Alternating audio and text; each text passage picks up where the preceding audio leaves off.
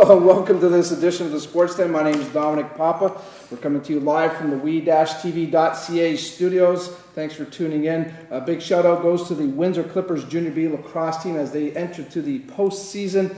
They'll take on the Wallaceburg Red Devils in the first round of the OLA Junior B playoffs. Good luck to Jerry Kavanaugh and the gang and the Windsor Clippers as they hopefully will claim the OLA Junior B lacrosse title. Also, Windsor Stars Pro Soccer. They are still undefeated. A tie this past weekend against A&B football. They'll take on Durham this Saturday out at the McHugh Soccer Complex. Again, the Windsor Stars a perfect 2-0-2 to start the season in the League One of Ontario Soccer League. So hopefully they'll continue their winning ways.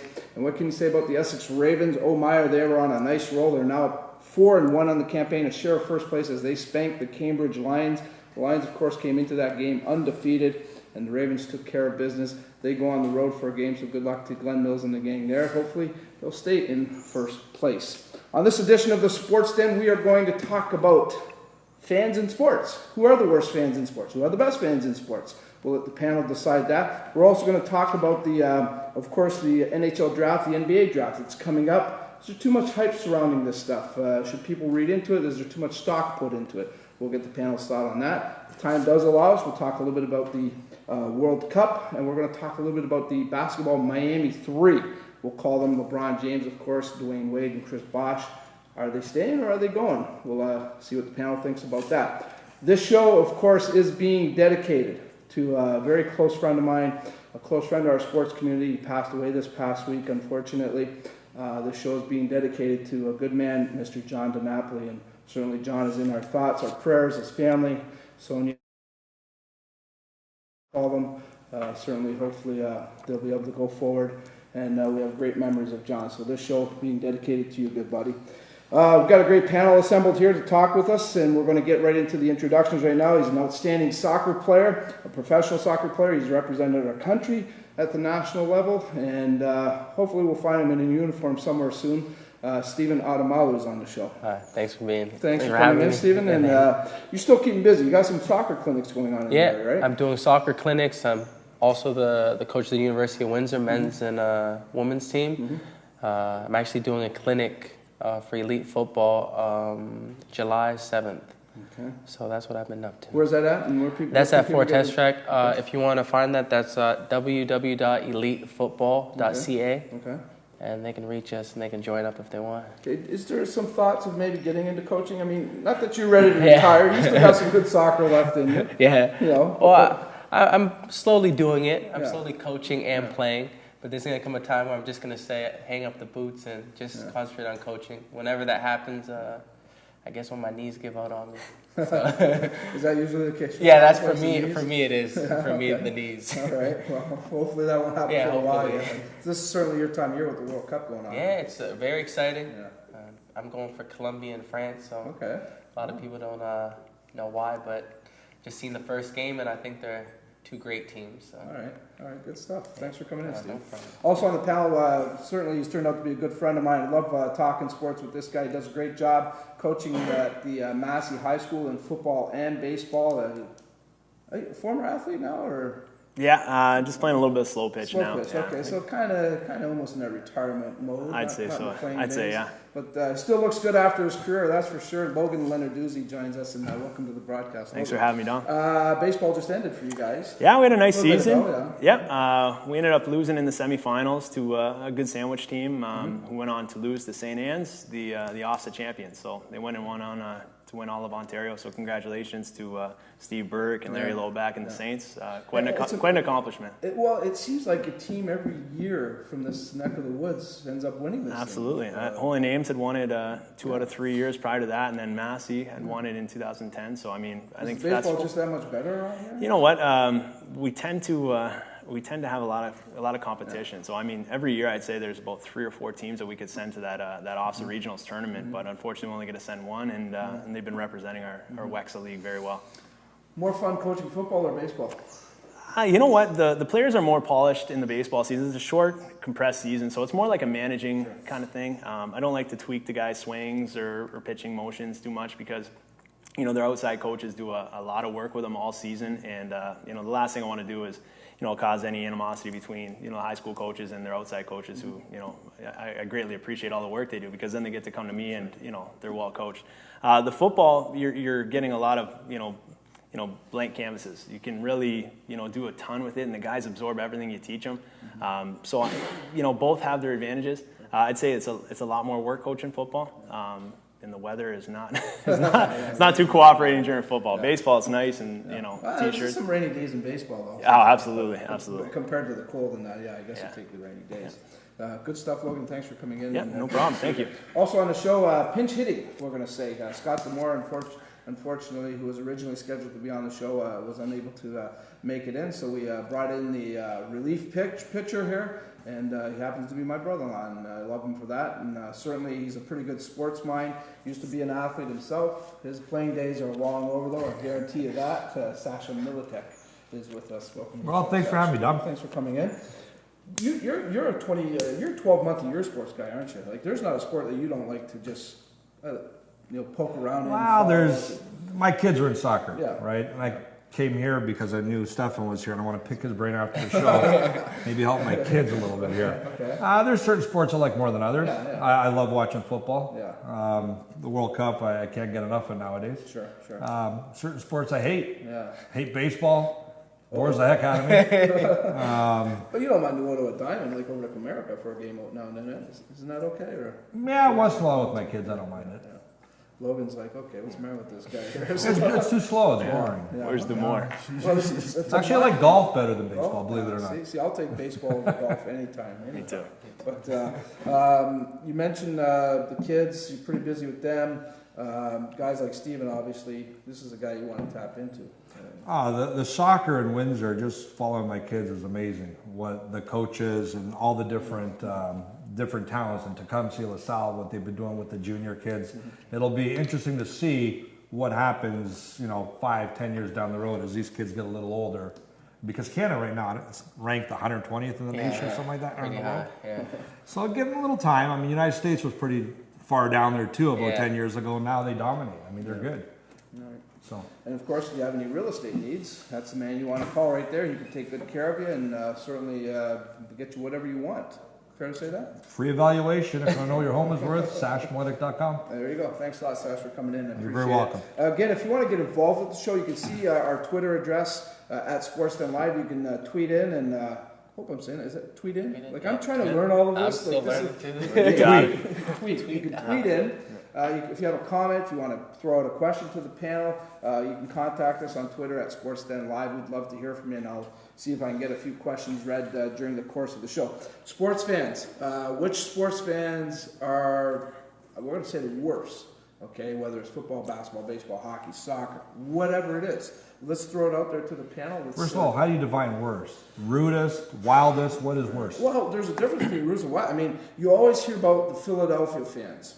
Whether it's hockey, whether it's football, whether it's baseball, that they're very aggressive, that they throw things from the stands, that they verbally abuse you to no end.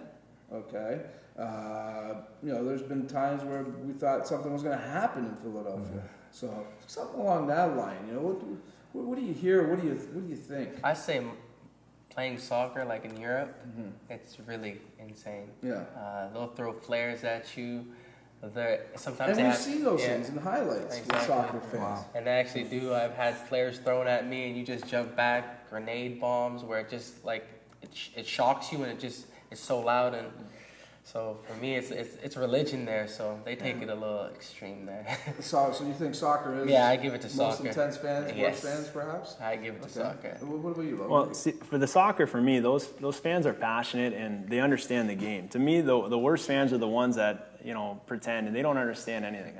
American hockey fans are the worst. You go over to a game in the States to watch the Red Wings, and you got all these fans. They don't understand what's going on. That was a 2-line pass. Like, what year is this, right? And at least soccer fans know the game and they're passionate. I mean, they live and die for it. And when their country loses, or their team, whether it's Man U or Liverpool, whatever. I mean, some of the people actually shed tears. Whereas we're passionate about our football, about our baseball, but rarely does even the biggest fan come to tears in Canada or the U.S. So I mean, Soccer fans, they're rude sometimes, and they take it too far. But at least they're knowledgeable and they care. They care too much sometimes. But to me, that's okay. Well, okay, passion is one thing, but I guess what it boils down to, what kind of responsibilities do sports fans have? Do they have any responsibilities? Well, I think they do have responsibilities. I mean, if I want to take my child to a game, I don't want these drunken idiots behind me swearing obscenities while my 9 and 10-year-old kid is next to me. So, I mean, you got to have some sort of responsibilities. And I see now, I know at Lions Stadium, I know at different stadiums I go to, there's always a text number. You could actually just text your section and someone will come down and they'll deal with it. But, I mean, you do have some responsibilities to the people around you because you're going there to watch the game. And you got to be conscious of your surroundings when you're doing that. I mean, you got to be a fan, but just be conscious of what you're doing. You bring up a good point, Sasha. You go there to watch the game, and some fans still go there to watch the game, but some other fans, let's face it, they're there for the party. They're there just to say that I was there. Yeah. True, fair to say that? Absolutely. For sure. And is that the fan that usually ends up being the worst fan? Yeah. I think you're right. How do you change that? What do you do to change that dynamic? Well, I don't think you could really do anything without harming the overall experience. I think one way that would definitely dull everything down is if you limit the alcohol or just get rid of the alcohol, but that's not going to happen. No. So I think what the Lions are doing, again, I'm just speaking from experience, I mean, you have to have some kind of controls to deal with belligerent fans. Mm-hmm. Yeah, zero tolerance. I mean, if people know, hey, I do this, I'm out of the stadium, then you know what? They're going to ruin it for their friends and whoever they came with because they have to deal with, the drunkard friend that is kicked out and now they have to all leave or whatever it is. So, I mean, people will start saying, hey, this guy's day was ruined, this guy's day was ruined. Maybe I'm going to behave myself today. And, then they actually get to sit and watch the game and then they remember why they started coming in the first place, hopefully, right? There's something else you might want to look at is the socioeconomic makeup of the community where these stadiums are at, because we go to Buffalo games and unemployment's pretty high up in Buffalo, and that's probably the worst experience I've ever had at a football game. And then we go to Tampa Bay to watch a game when we were in Florida, and we took in a hockey game. The Lightning were playing, and they were playing Buffalo. And again, you hear all these vicinities and all that, and you look, it's people with Buffalo shirts. So I don't know, maybe it's Buffalo. I don't know. The worst experience I've had, we go away every year to a Lions away game, and we've been doing this 11, 12 years, and for the most part, fans are good in Pittsburgh. They're wonderful everywhere. Experience in Buffalo wasn't so good. We haven't been to Philadelphia or Oakland yet, so that'll be. Fair can get pretty nasty. Again, you alluded to maybe the stadium itself, things like that. Does the stadium play a factor into some of the, things that can go on at a game? I mean, let's face it, some stadiums are newer than others. Some stadiums have better security than others.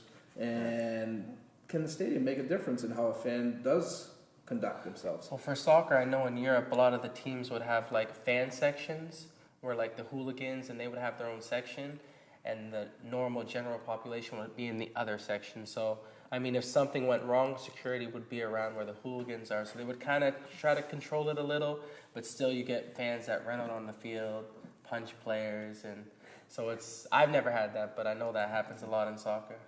Chris wrote in and he says, we're going to see a day where we won't have any fans in the stadiums because they'll all be banned. Is that going to happen? No. I don't think so. Well, it happened. Come on, seriously now. No, I don't think so. Look at soccer. Take soccer, for example. I know there was talk about that. I mean, as crazy as Chris's comment is here, and we think, how can you go without fans at a game? I know there was talk one time that, you know what, if there was going to be an incident that they were going to be banned and the games were going to be played without fans. They do that a lot in soccer, so that is pretty true. They have a lot of bans. Hooligans can cause trouble where they might even stop games. So FIFA might ban them for 2 games. So fans they would go Sasha's route before anything, as far because it's a business, right? They want to sell tickets. That's who's paying the salaries, right? So fans, you're taking away. You know what? They limit your alcohol or whatever it is that's causing all the riots or whatever it may be, and they go that route far earlier than they say no more fans, because that'll never happen, Don. Because first of all, there's sports. I mean, I love watching golf on TV mainly because I went to see a couple of golf matches, and then it hooks you, right? So, I mean, that's how you get people interested in the sport, right? You got to go watch the game. Okay, if we're not going to see an empty stadium, will we see the day where maybe alcohol is banned?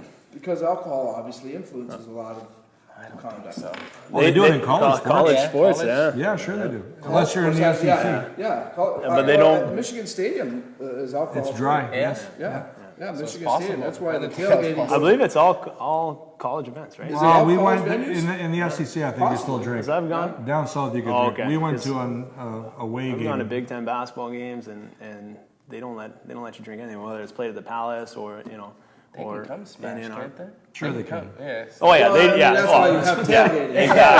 exactly. Tailgating comes in. And Yeah, we're not saying everyone's sober at the big house. There's no way. There's no All way. right, good stuff. We're going to take a break, guys. When we come back, I want to get into the panel. We're going to talk a little bit about the NHL and NBA upcoming drafts. We'll talk about LeBron James. Is he going to stay? Is he going to leave? Is there going to be a big production on his decision again? And we'll also touch up on the World Cup. We'll have all that right here on the Sports Den Live. Take one empty field, round up a group of players, add 3 bases, plus 1 home plate, throw in a softball, and add an umpire. Play ball! It's not hard to get a game of softball going, and to keep it going from the time you're 4 till you're 84.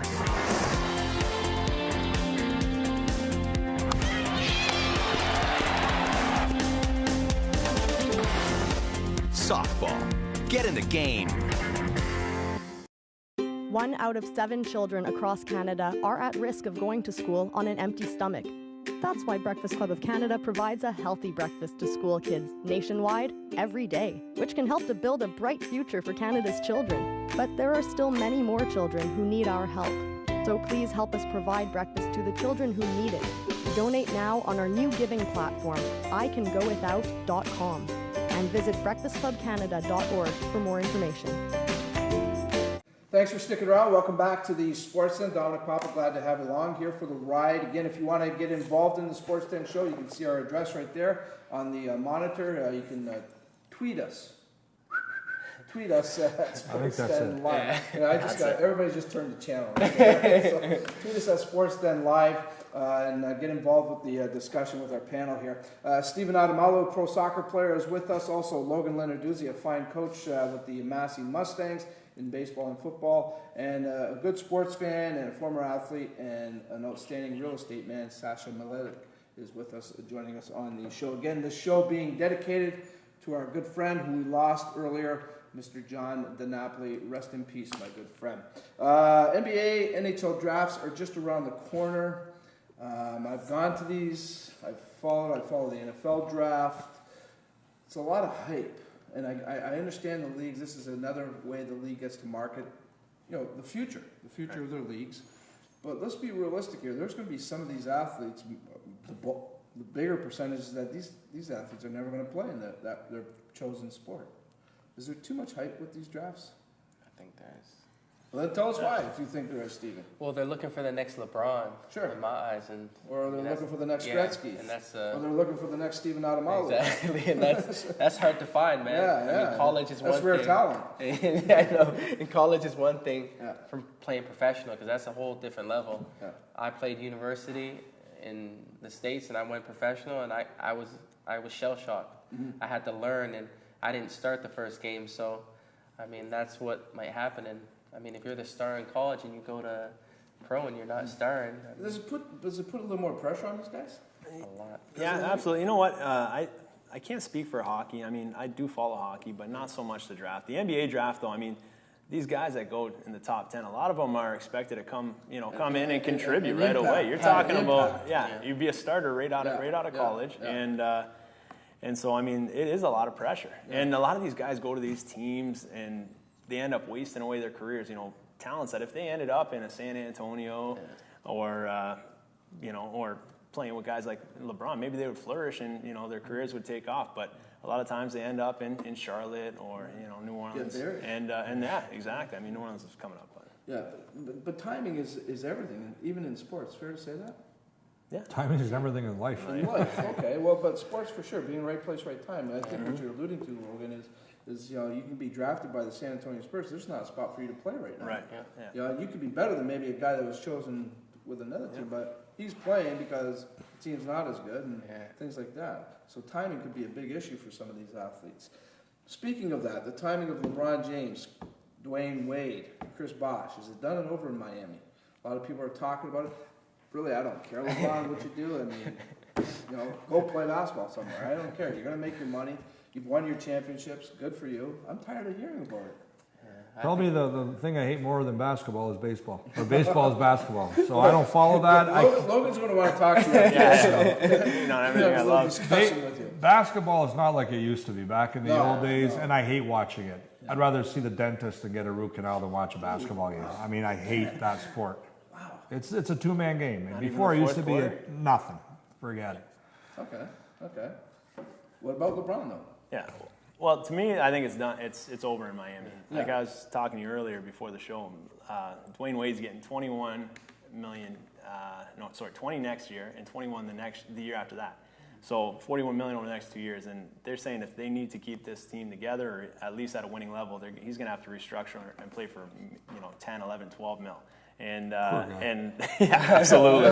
But at his stage in his career, he's not giving up that kind of money. No way. So I think LeBron's going to look elsewhere, and they're talking about playing with Chris Paul in LA. He took a pay cut to go to Miami. Yeah. He did. I mean, he didn't go to the cap. He didn't go to the top of the ring with salary. Right, but he can afford. He's going to be playing another 10 years. Dwayne Wade, can't stay healthy for the life of him right now. I mean, LeBron, I think, can kind of pick and choose where he wants to go right now, and he doesn't need money. He doesn't care. I mean, he'll get endorsements to make up for what he lost. Absolutely. Where are they going? What are they doing there? I say LeBron's going to Cleveland. Cleveland. All right. You think he's going to go back home? Finish off what he started. Win a championship there and call it. Do they want him back in Cleveland? I don't know. Yeah, they do. They do want him back. They should. Absolutely, they do. I got cousins down there, and yeah. You look at New York or LA. Yeah. Or one of the LA teams. That's what they're saying. The Clippers because they're a step away. I mean, and the Lakers are on the way down, so it's a perfect time to come in and boost that organization. LeBron wants to hang out with Donald Sterling too, right? Yeah, that's what I heard. That's what I heard. Yeah, that's right. Okay. Let's talk a little bit about the World Cup. I want to keep moving here because we're running out of time here quickly. World Cup, it's ongoing. As of the airing of this show, and again, if you want to get involved with us, we'd love to hear from you on the Sports Den Live Twitter. What's been the biggest surprise in the Cup so far? South American teams. I think Spain. I'm just going to say Costa Rica winning that pool with England, Italy, Uruguay. Okay. I mean, nobody would have picked Costa Rica in my eyes. But Spain is another one. To me, Spain is the biggest surprise right now. Just how poorly they play. They were the first team out, weren't they? Yeah, pretty much. First team out. Yeah, I mean, they lose their first two games. The first team ever to win the World Cup and then get ousted in the. They won the European Cup 2 years ago. Yeah. Are soccer players floppers? Hell yeah. Yes, they are. I'm not, but they flop a lot. Sometimes it's unbelievable. I mean, oh man, you look like some of these guys. It looks like they got shot in the head. And then they roll around and they look for the ref, and then they might get up, and then they'll roll off. It's too animated for me. How do you regulate that? Because that kind of you hit it. You got to hit good. If you hit him good, if you hit that person that's diving, if you give him a professional slide tackle and it hurts, he won't roll around like that anymore, or he won't fake it. It'll be more real. So what you're saying is, if you're gonna hit him, You're gonna hit him because it's a lot of diving. You watch the Italian game? The Italian guy got the red card today. We were going to talk about that. There was an incident. Luis Suarez. Yeah, he bit the Italian defender. I mean, I didn't see that. Oh, goodness. I guess, you know what? He showed the bite mark, and the other guy's coming up, covering up his shirt. Yeah. Oh, my goodness. And it's the second time he got suspended. Third time. He got suspended for 10 games at one point for a previous bite. Did he go to the Mike Tyson school of... Apparently, yeah. Apparently. With all that said, is this good for soccer to see this kind of horrible stuff? I mean, do people buy into it? Or what's that, the flopping? The flopping, the biting. I've never seen biting before. Every internet meme is about, soccer players flopping. And, unless they do something like the NBA, where the NBA is finding guys, right? They look at the video after. I mean, what was his name? Patty Mills was flopping all over the NBA finals, and he got fined, but not during the game. The refs, it happens so fast you can't tell. Yeah. But if they have the power to go back and look at the tape and say, hey, you flopped, you can't play in the next game. Guess what? Guys aren't going to flop anymore. I don't think fines are the NBA fines are $5,000, I think, for the first flop. Fines are not going to. That's not going to do anything. They make too much money. It's just. But if you tell these guys, hey, it's the equivalent of a red card, you can't play that next game, then It happens too fast. The refs can't get it, and they're getting better at flopping. Bonatelli had a really good flop today. Well, they all, again, He I was think rolling all of them, around. The guy didn't even touch his head. You You would see know, that? Stephen, is this something they practice? No, it's just something that they do it as a little kid and they just keep on doing it. A lot of players, they see it on TV from the generations before, because every generation had someone that dived. And they just follow that and they just continue to do it. And now it's getting worse and worse. And now actually kids that you might see, local kids, youth kids, they're diving now. They see it on TV and they think it's okay. They'll dive around, roll around, and nothing will be wrong with them. And the problem is, I mean... They're okay with it. Yeah, they're okay with it. They're okay with it, yeah. And even when you're rolling around, the only thing they can do is spray a little freeze spray and put water on it. You can't fix it. They always have the magic water, the magic Magic sponge. spray, It's been around forever. But you see it now, Dom, in every sport. I mean, baseball players, inside pitch, they're going all like this, like they got hit, or Yeah, but if you get hit by a baseball, Boy. if you do, but I mean, then they show the replay and it never touched the guy. He's around halfway down to first base. The umpire has to go by his reaction. I mean, they have to start, doing like the NBA and going back and looking at it. Yeah, the NBA does do that. They're cracking down on it. FIFA soccer, World Cup soccer. There's a lot of talk that a lot of this is fixed. That it's controlled. That FIFA controls outcomes, things like that. You look at some of the officiating, and it might lend a hand into the argument. That boy, you know what? Like even with the Italy game against Uruguay. They had a 5-minute extra session after the injury time, 5-minute injury time, and it went almost a whole another extra minute after that. And the Uruguay coach was just going nuts on the side, rightfully so. I'm like, it was unfortunate. I was watching that though, Dom, and the first minute of injury time, it was a free kick, and they didn't kick the ball for a minute, and that gets added on to the injury time. If there's actually not any play going on, they get to add that. So on top of the injury time, exactly, you can add time. If they're trying to stall or anything like that, the ref uses judgment and can add on to it. But it would be very, very simple for the refs to do it, because if you watch a soccer game, there's countless times where guys go down in the box, and if the ref wants to call a penalty shot, he can. But usually they're a little bit, I'd say, more cautious of calling anything in the box than they are in the middle of the field, right? I mean, if that happened in the middle of the field, they'd call a free kick right away. So, I mean, they could definitely do it, but I don't think it's happening. I think that red card today for Italy was very questionable. Yeah, I do too. He didn't. Well, and this is, again, why the question comes up, especially when the World Cup comes around, that this thing's fixed. And you look at some of the officiating, the inconsistencies, and some of the calls that are made, and you sit there kind of scratch your head, well, maybe there is something going on here. Like, let's face it, if Brazil doesn't make it to the semifinals or the finals, what does that do for this tournament? A penalty kick for Brazil in the first game against Croatia, that was ridiculous. That was ridiculous. Yeah, that was questionable. So that's what I mean. That's why there is this thought out there that maybe some of this is fixed. Could that happen? I think at this level? Could that happen in a World Cup tournament where games can get fixed? I think money being moved around, I think it can be. I'm pretty sure it can be. I mean, if Brazil gets knocked out first round, I mean, half those stadiums, the Brazilians aren't going to be coming. They're just not going to come. They'll be so disappointed that they didn't make it, they will not come. So I think there's something going on. There's got to be some biasness in sports, home stadiums. Yeah. And if you're that about that, home stadiums. I mean, you look at what LA did in the NHL playoffs recently. I mean, they were beating teams in the other buildings. We're talking officiating in the World Cup here. Yeah. Right? So I'm thinking there might be some biases. I think the Mexican ref today was a little biased against the Italians. Why? The Mexicans like Italians. I don't know. Just by the calls he's making, right? There's also, Dom, a lot of pressure on these officials, right? Oh, I mean, a ton of pressure. Especially if you're officiating the home team, and you know how those people ride. If a call's going to go one way, you're going to want to give it towards if you're sitting in that guy's shoes. I don't think you could blatantly steer a game, but I think the close calls you could probably favor one team over the other. Exactly. I know I almost wouldn't want to even officiate one of these games. No way. Got half a minute left, guys. Thanks for coming in. I'm going to leave this last half minute for our good friend John DiNapoli. Again, John, rest in peace. This show dedicated to you. And take care, okay? And again, our hearts are out with John's family, Sonia and the kids, and the entire DiNapoli family.